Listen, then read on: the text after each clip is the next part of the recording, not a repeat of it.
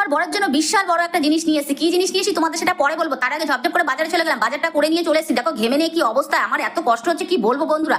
যাই হোক, বাজার আমাকেই করতে হবে, ছেলেও যাবে না বড় যাবে না। বাজারটা করে নিয়ে চলে আসলাম, মাছ আর মাংসটা ধুয়ে নিলাম। আর আজকে আমার মনটা খুব খুশি, কেন বলতো আমার পছন্দ অনুযায়ী বাজারগুলো আজকে সব হয়েছে। যাই হোক, ঝপঝপ করে ধুয়ে নিয়ে চলে আসলাম। এর মধ্যে আসতে না মাছ ধুয়ে আসতে না আসতে দেখি বর চলে এসেছে। বরকে টিফিন দিয়ে দিলাম। টিফিন কি দিলাম বলো তো, কচুরি এনেছিলাম, তা ছেলেকে আর বরকেই দিলাম। আমার ভাগ্যে আর জুটলো না। যাই হোক, এর মধ্যে মাম্পিও এসে হাজির হয়ে গেছে। মাম্পিকে আর কি দেবো, যা ঘরে বাসি রুটি ছিল সেটাকে দিয়ে দিলাম, আমিও দুটো খেয়ে নিলাম, দিয়ে চা দিয়ে খাওয়ার পরে চলে আসলাম রান্নার দিকে। করবো সর্ষে ইলিশ, তাই প্রথমে মাছটাকে কড়ার মধ্যে দিয়ে একটু কালো জিরে, সর্ষে, কাঁচা লঙ্কা, নুন, হলুদ, তেল, কাঁচা তেল দিয়ে ভালো করে মাখিয়ে তারপরে মাছটা বসিয়ে দিলাম। যাই হোক, আমার ইলিশ মাছটা তো হয়ে গেছে। এরপর ইলিশ মাছের মাথাটা ছিল, সেইটা দিয়ে ভাবলাম বেগুন টেগুন দিয়ে একটু ভাজা ভাজা করি।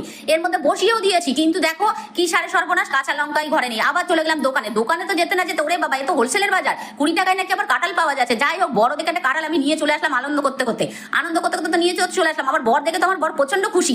আনতে না আনতে আমার বর ভাঙা শুরু করে দিচ্ছে কাঁঠালটা। ভাঙছে আর আমার বর খাচ্ছে, ভাঙছে আর খাচ্ছে। আমি বলছি তুমি একা একা খাচ্ছ, আমাকে দেবে না? তো আমার বর বলে তুমিও খাও। আমি বলছি ঠিক আছে, আমি পরে খাচ্ছি, তুমি খাও। যাই হোক, আমার বর খাচ্ছে।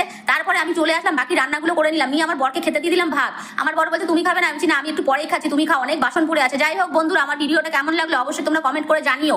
আর তোমরা ফলো সাবস্ক্রাইব করতে কিন্তু ভুলো না।